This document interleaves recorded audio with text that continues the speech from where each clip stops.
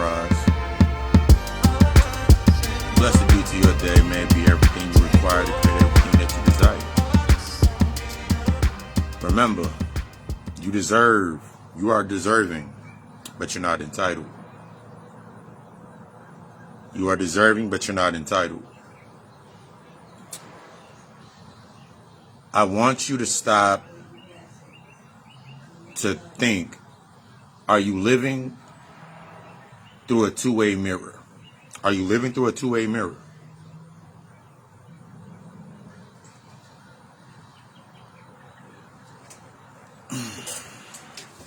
The argument requires followers to deflect the relevance of their actions, while actions require or creates the leaders that have become the presence and authority as their resource. Say it one more time. I was thinking about it on my run. The argument requires followers based on the emotional relevance to deflect from action, while actions impact the leader that is present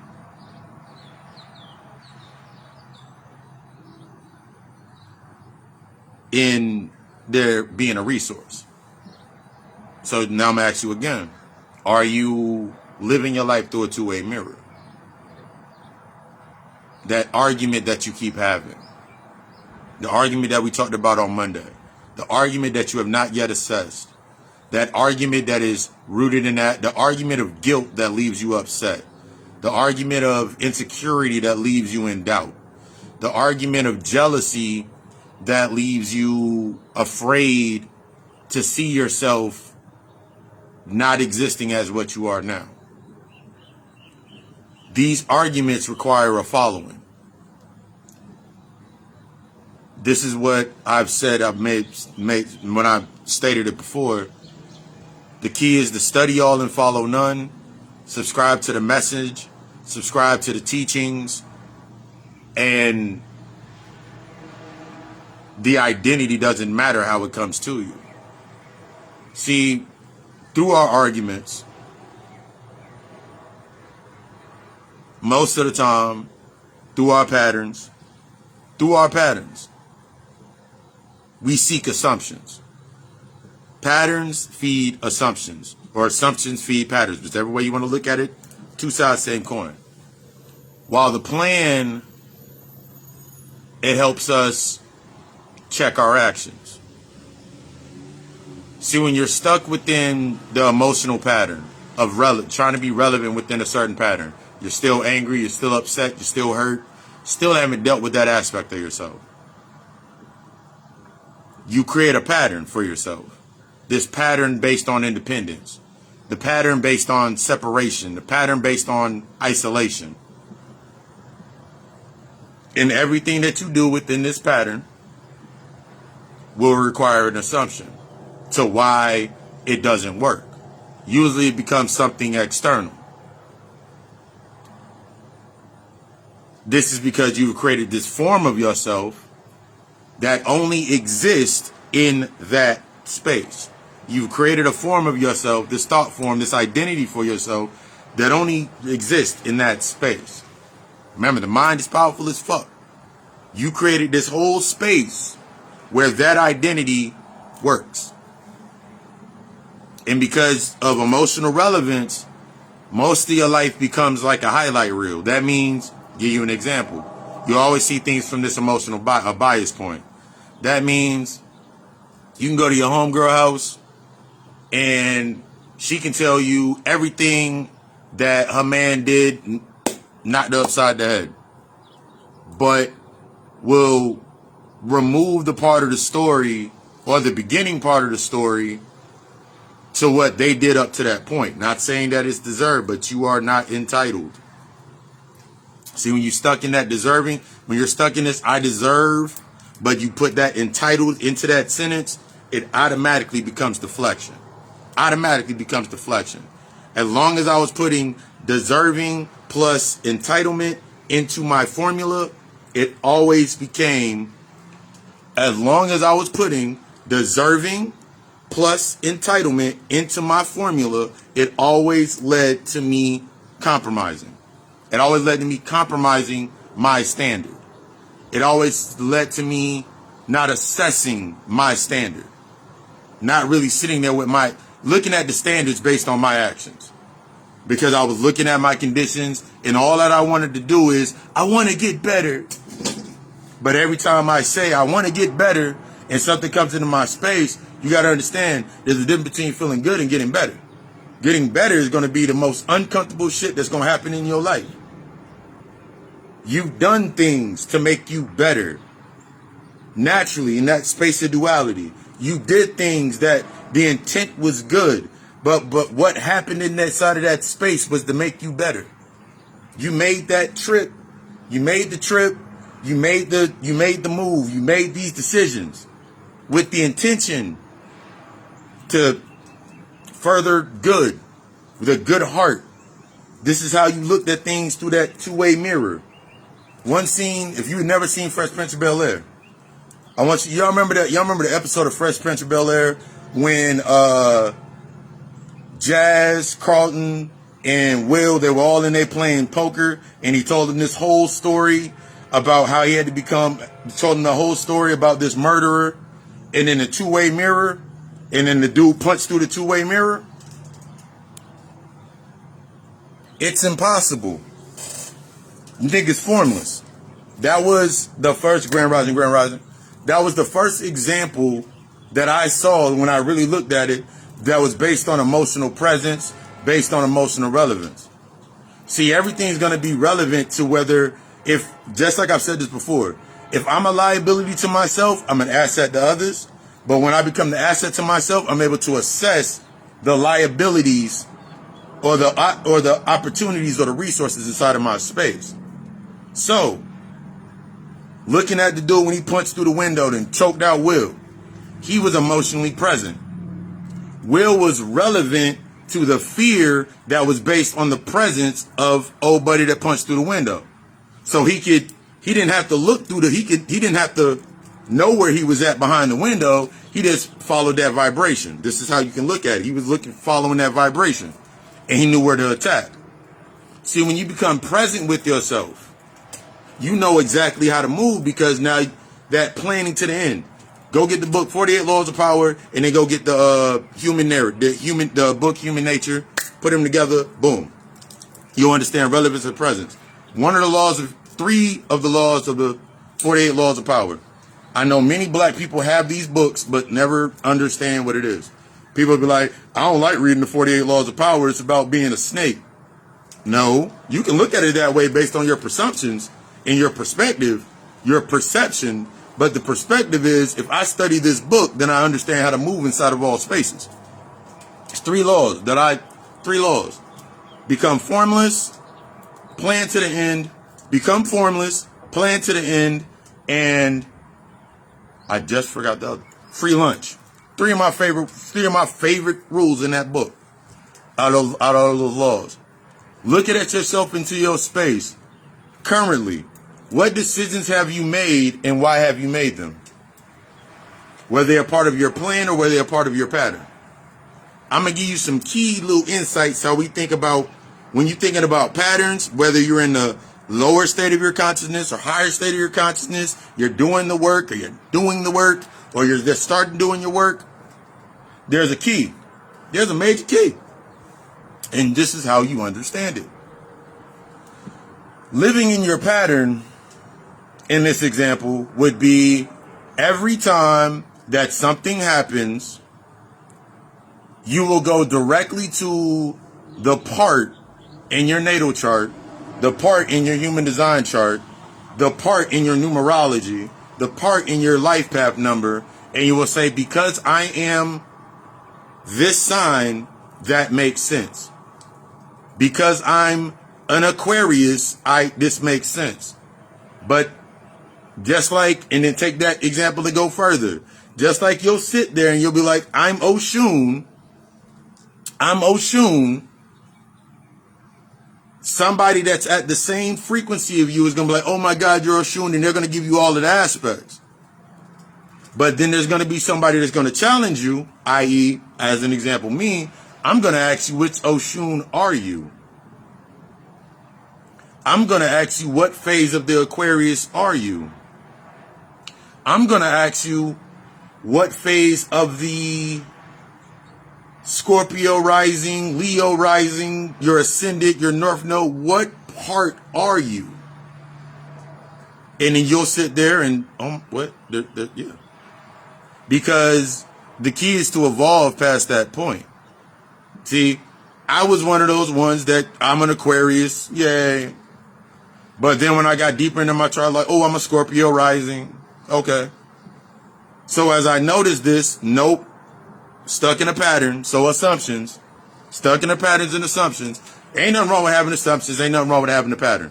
But you're learning how to move out of that pattern and assumption and shift into planning and that plan to action. So I was one of those people. So my assumptions of Scorpios were always through the two-way mirror or the assumption that of the aspects of what they were. They're manipulative, they're this, they're that, and they're narcissistic and all of these things. So every time that I met a Scorpio, my rising sign, the example, now when I look back at it, I'm like, oh, they were showing me the devolved aspects of what it is to be in the lower narrative of being a Scorpio. They were showing me the lower narrative of what it is to be in that aspect. But based on this argument in my mind, going back to the arguments we talked about on Monday, going back to the argument that was playing in my mind still, doubt, insecurity, whatever, anger, whatever it was, the argument that's still playing in my head, anybody that matched into that argument, they had to fit every assumption, every variation of the assumption. So now I had a reason. I had a reason for my argument to be right. I had a reason for my argument to be right. But I was only triggered when my argument was wrong. So now my pattern's now I'm stuck in this pattern trying to switch out parts. You got to understand that this is one of the most important aspects in you becoming the authentic authority inside of your life. Remember, you are deserving, but you're not entitled. Me being deserving means that I assess my standards through the new growth, through the breakdowns, through every aspect of my life. I own it because I know it's a needed aspect. I know there's a lesson that I must learn, and I'm open to the lesson coming to me. And since I'm open and I'm vulnerable, open to that space, truly vulnerable, not sitting in a space when I'm sitting there and I'm exposing myself, because me exposing myself fits my pattern. I will expose just enough to fit my pattern. I will expose that I'm a good nigga. I will expose that I'm a good nigga, or i.e. a good employee, and then take on whatever role that I need to be employed by based on the aspects of my shadow. Because that's the only way that you take on that role, is because you're already employed. It's already written in the handbook that's written by that shadow that you created. That shadow that you already created already has the handbook written for you to take on that role. So you want to be the mother, for example. You want to be the good mother, for example. Okay. Now you got to ask yourself about your mother, or lack thereof, or your maternal figure. Because this is the craziest part. I was thinking about it while I was hopping out the shower. I was thinking about this. You sit in the seat of the acknowledgement unconsciously of what happened to you emotionally. When we think about the fellas or the ladies, and we always talk about ladies want to act like men, and men want to act really, really why men getting super emotional now? It's because of the seat that they're sitting in. I've talked about these seats before. I'm gonna get deeper into these seats on Friday when we talk about sex, the higher understanding part 2. But you got to understand what seat are you sitting in right now at this moment? I sit in a seat based on balance. Since I sit in a seat based on balance, and we're gonna go through this process. This is what I go through with my clients and my students, with everybody that come to me for service. I'm sitting in a seat based upon balance. The masculine and the feminine are in balance within me. We're in balance. We're always learning how to keep those balances going on. So therefore, I'm inside of a space. I'm impartial. I'm unbiased. And I'm always direct. You can be direct being imbalanced. That two-way mirror aspect with ourselves. You staying in that space based on the pattern. That pattern of assumptions is based on the bias.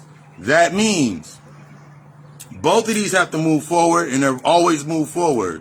Your masculine and feminine must move forward together in sync in order for you to create anything. You're always creating. You've always been in balance. But I'm going to give you the little key.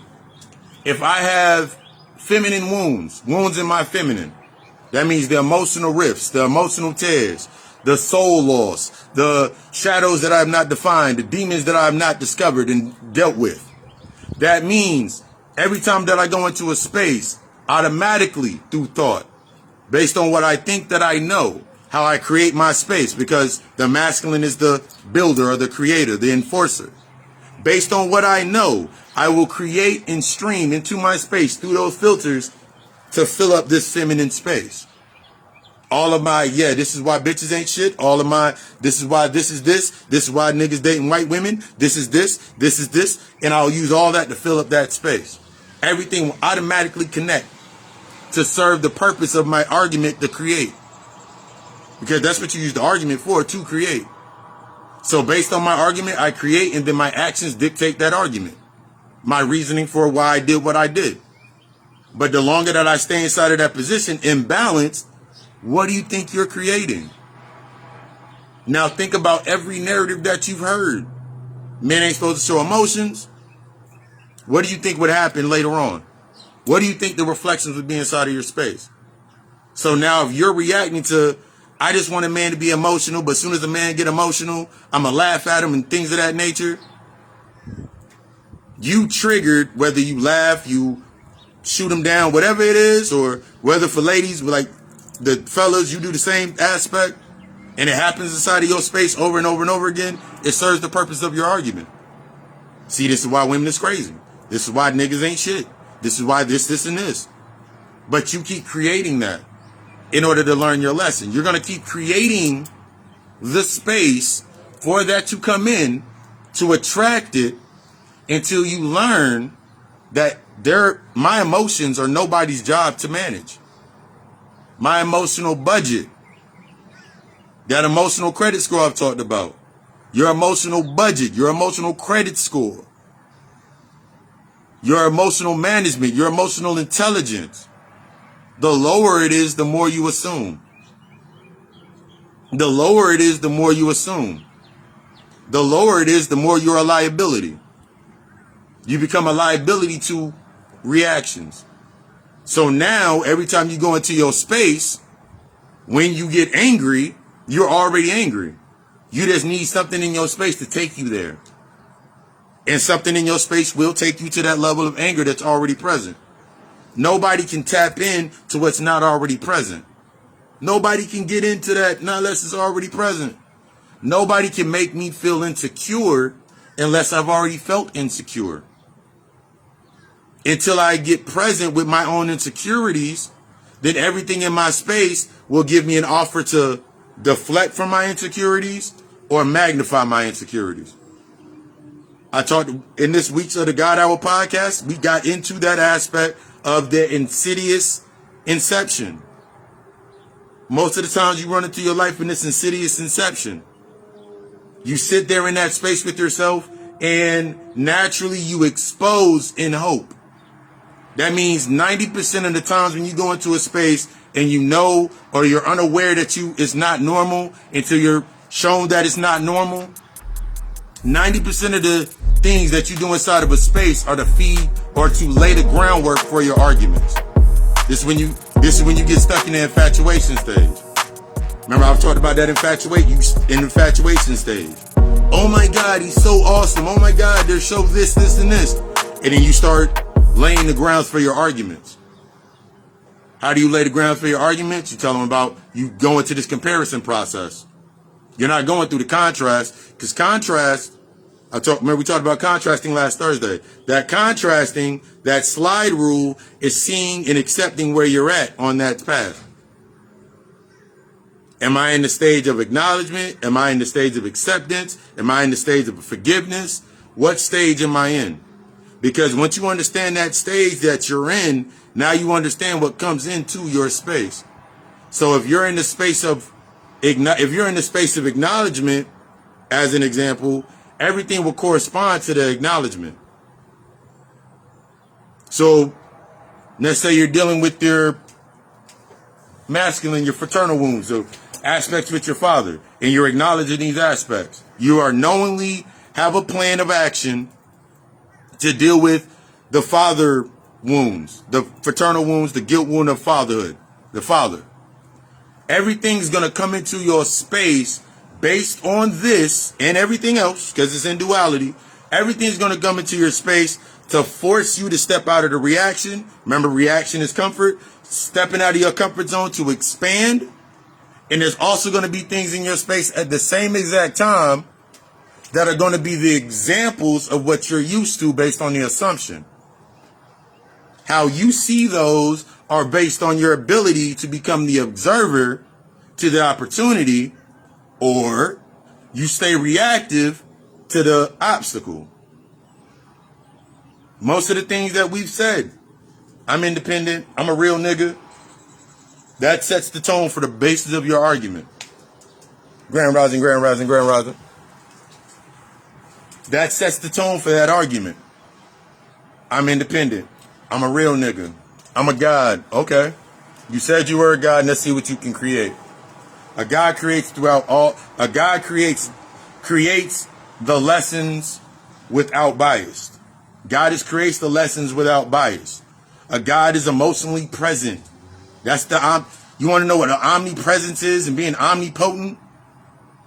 That means you're always present. That's emotional presence. That means you went through the process of owning all of your emotions. Owning them, not denying them. You may still get mad. It's okay. But you are now able to sit and you're aware when you're angry, and you know the root to why you're angry. You're not just angry because now everything triggers you to be angry, and then you go into the space naturally. Nobody understands my anger. Remember, you're talking through the two-way mirror. No one's going to understand your anger because you don't understand the root of your anger. Whether you're not in the acknowledgement stage or you're not in the acceptance stage. You've acknowledged that you're angry, but now you got to accept the reasons why you're angry. Everybody leaves me. Everybody hurts me. One of the biggest letters that I give out, in the format to one of the letters I give out to my clients, is you're going to write a letter to your inner child, to yourself. You now, everybody that hurt you, and then that last letter is going to be the apology to your inner child, to your innermost self, to your shadow. Because you are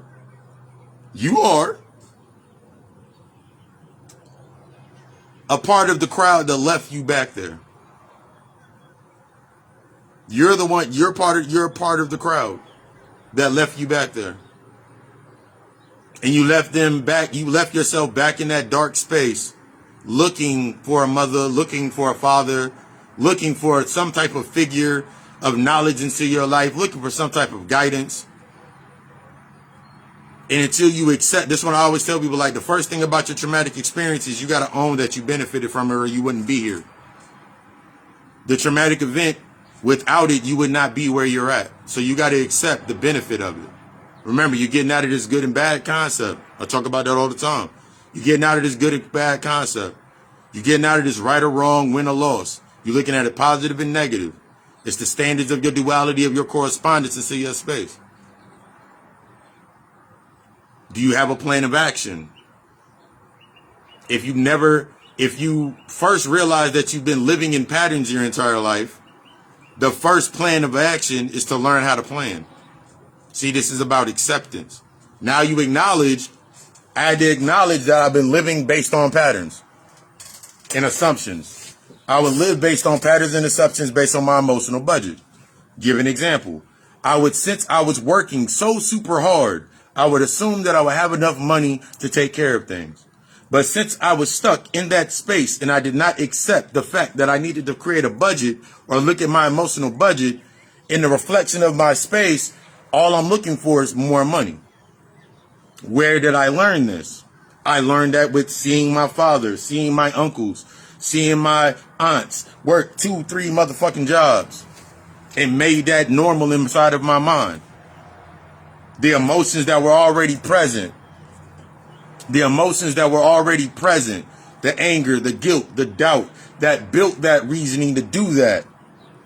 Based on that argument in their mind that you got to work hard. That argument was already present. I was just, okay, cool, let me take on the argument. Remember, we've talked about I've talked about family banking, family trust, whole life policy insurance. You've already been doing all of this. All of it is still present.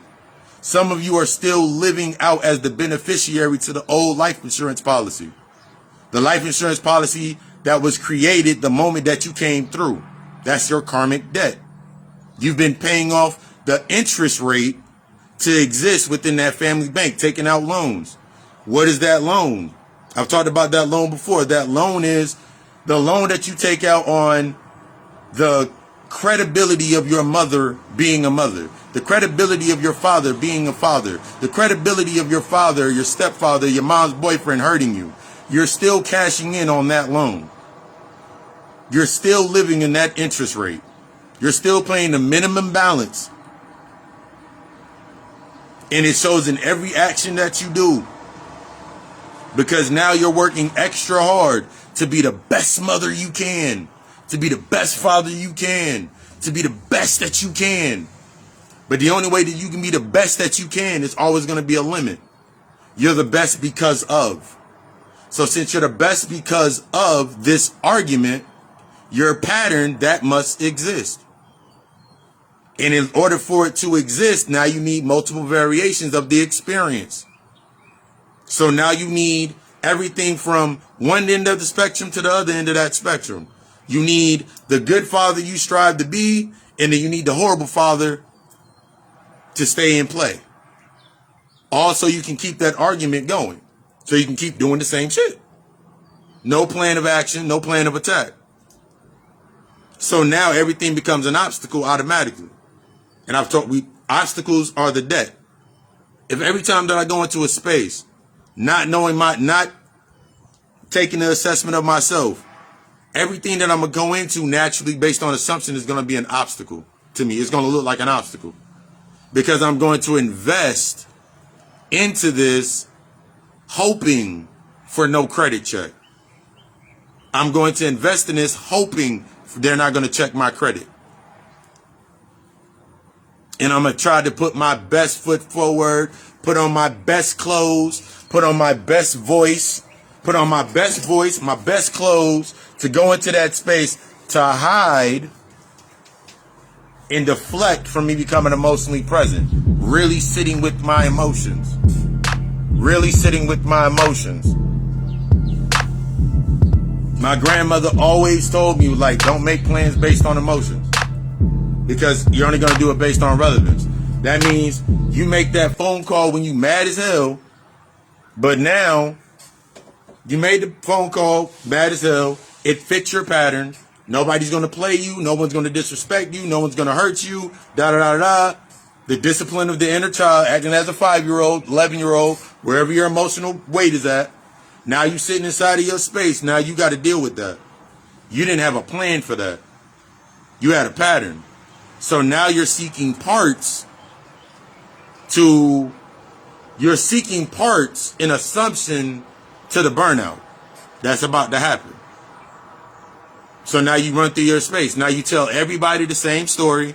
Hey, this is about to happen. This is going to happen. This might happen because I did this, this, and this. What's the beginning? You're telling me from the middle. You're still telling me from the middle. What do you mean? I'm telling you the beginning of the story. No, you're telling me the middle, because the beginning of that story is a space that you have not yet assessed. Because I can tell you that once you assess the beginning argument, that first argument, you'll see how this matches that argument. So you see that you're always going to see the same climax. You always going to be upset. You always going to want to fight somebody. You always going to, oh my God, I just want to. You're always going to use the same excuse. I love hard. I want to be in your skin. No, you're undisciplined. You got to accept that. I had to accept that I'm undisciplined. Because I was one of them love hard niggas. I had to accept that I was undisciplined. I was one of those that liked the chick to be clean, get all up under me. Because it gave me a form. It gave me a feeling of the feminine aspect that I was not ready to explore within inside of myself. Why would I deal with my feminine aspects if I have something in my space that is reflecting the feminine aspect? Why would I need to do it?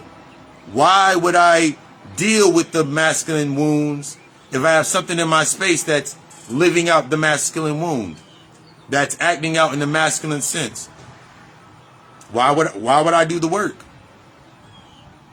This is why I always say healing is destructive.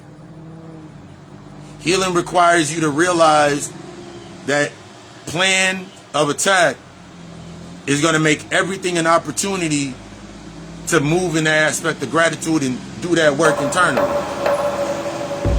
As long as I was stuck inside of that space with myself, not dealing with the internal points of my life, I only kept doing the same thing.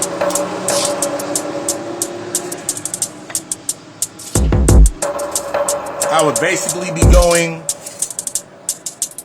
based on expenses, trying to look for the bargain, so to speak. That means instead of me going, give you an example. You will go, something happens to your car and you need a new part. Somebody will tell you, don't go to the dealership, go to the junkyard and go get that part. You'll be like, yeah, that's less expensive, and man, your man up the street can put it on. All right, cool. You're not paying for the part. You're paying for the assurance. You're paying for assurance. You're paying for that. You're paying for assurance. You're paying for the warranty. See, you becoming the authentic aspect or asset inside of your life.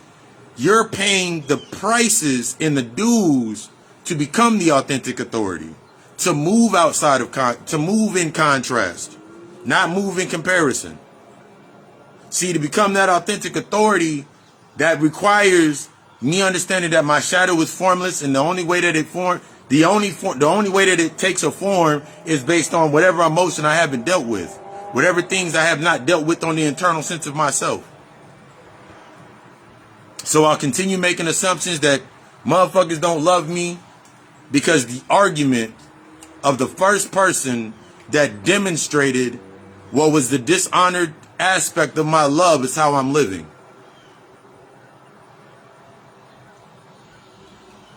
The past life that I lived, now in my current state, I'm wondering why everything's so fucked up. Until I go back and I'm like, nigga, damn, I did do some fucked up shit in my past life. Because I'm gonna give you a little key to that. Everybody inside of your space, no matter whatever level you're at, this is why I always tell people, like, when you don't have to let go of anybody or cut anybody out, because they naturally fall off as you do the work. Everybody inside of your space that you say you can't do that, or you miss them, or you're jealous of them, or whatever it is, they are a different presumption of the perception of your perspective in another life and space. Why do you think you had the idea to want to go work out? You had the idea to go work out. Think about the idea of wanting to go work out and get yourself in shape.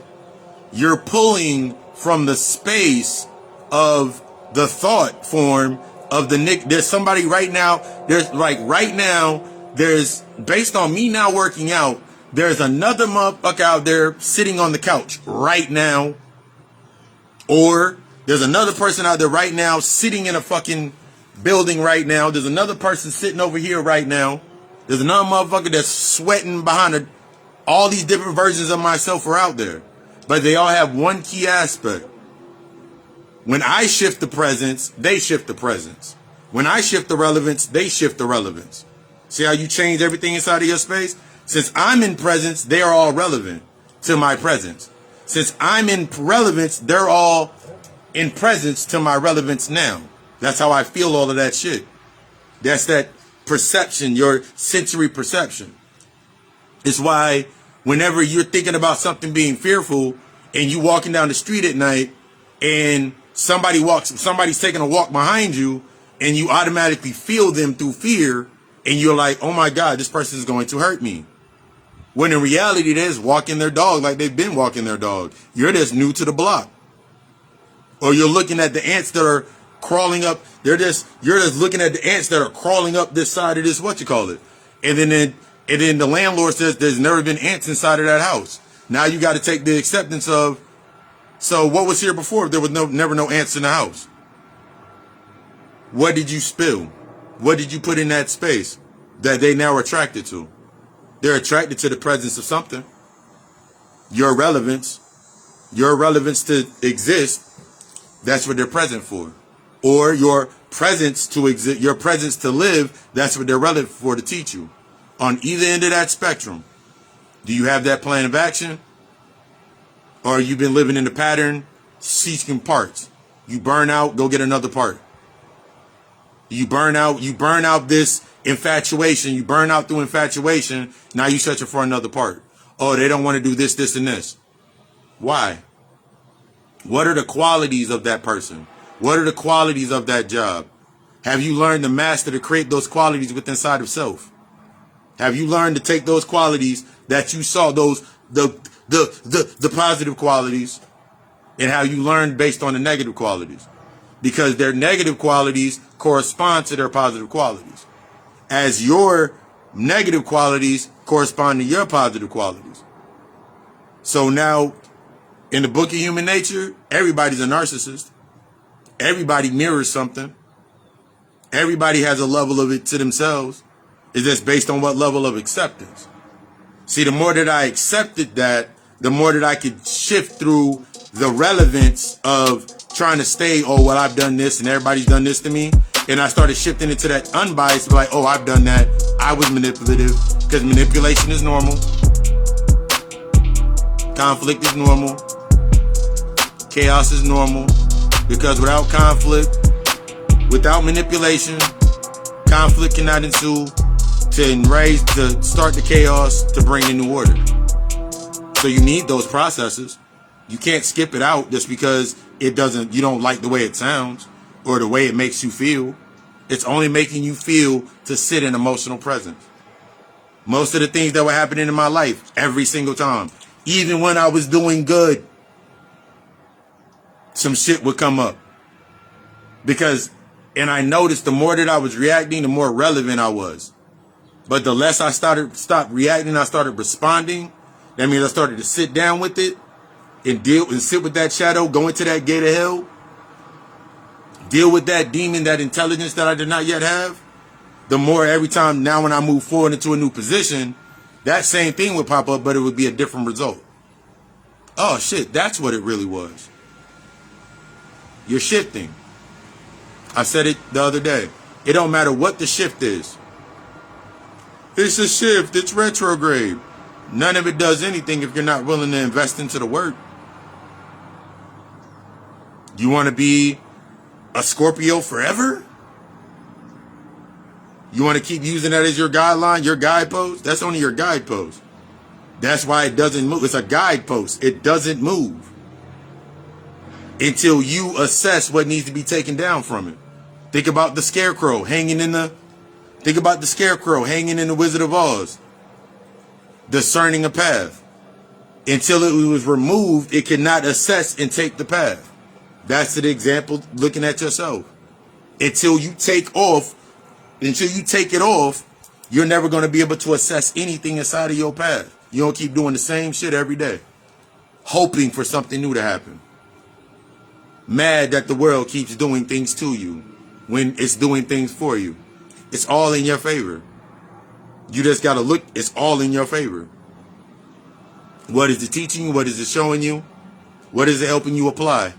How are you moving with it? How are you advocating? What is it doing for you? Is it helping you with your plan of attack? Or are you stuck in that pattern of reactions? I love my plan of attack. One big thing about my plan of attack that I've learned over the last couple of months is, for example, I finalized the paperwork. I finalized all of the aspects for the retreat. Just in time, because I said October 1st. I set that deadline, October 1st. I'm going to be launching the first Shadow Healing Retreat from the G.O.D Alchemist brand. First one would be for men, second one would be for women, and the third one would be a co-ed / relationship type shit. I just finalized everything, got everything written up. Now it's time to go into the next stage. That was a part of my plan, not a part of my pattern. I noticed it. You'll notice when things are a part of a plan and part of a pattern, because your pattern is always based on something. Your plan is based on solely your authenticity and your truth. Your workout is only based on, it's either based on, you're either going to base it on the old foundation or you're going to create a new foundation. Planning to the end. That means from beginning to end, you're making a plan. Because circumstances is going to happen to you inside of your life. But them circumstances are going to trigger whether you've been acting in a pattern, behavior, habit, argument, or you've been going into aspects of action. That means I've assessed that argument. I've acknowledged that argument. I've accepted that argument. I've apologized for keeping myself in that argument. And now I'm learning how to do what's next. Time don't matter because time don't exist. You think about, I've used this example before.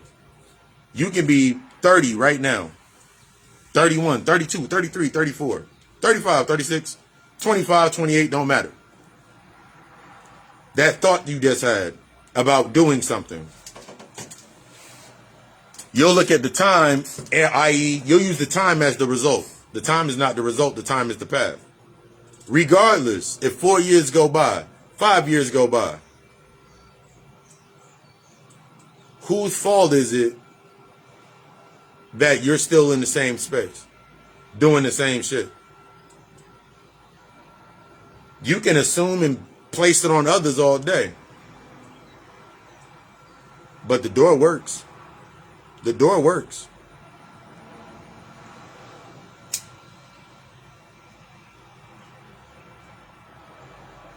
The door works. The window's open. Time to clear out your own bullshit.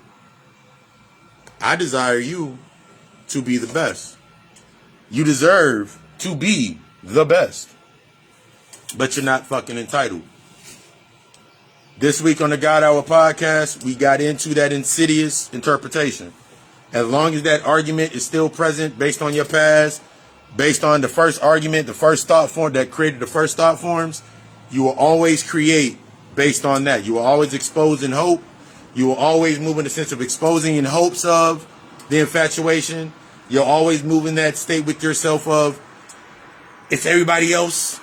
And you'll keep going down the line with yourself. You'll always revive your patterns. Every time something doesn't work, you always revert. Available Spotify, iTunes, Breaker, Links are all on my page. This Friday we're gonna get into Sex to Higher Education Part 2. If you have not tuned into the first one, Gotical Alchemist is the YouTube channel. Go tap into that one first. You don't have to, but it'll be a good basis to know what we're gonna be getting into this Friday. And everything from services, from the consultation, readings, which are mini consults, see where you're at and to see if you need that shadow work therapy in your life, opening up that space. That's what I'm available for. Hit me inside the inbox. If this works and it resonates, share, reciprocate, because again, you deserve to be the best. You deserve greatness, but you're not entitled to it. Entitlement will blind you to the work. It's time to do the work. I love you. We love us. Ashe.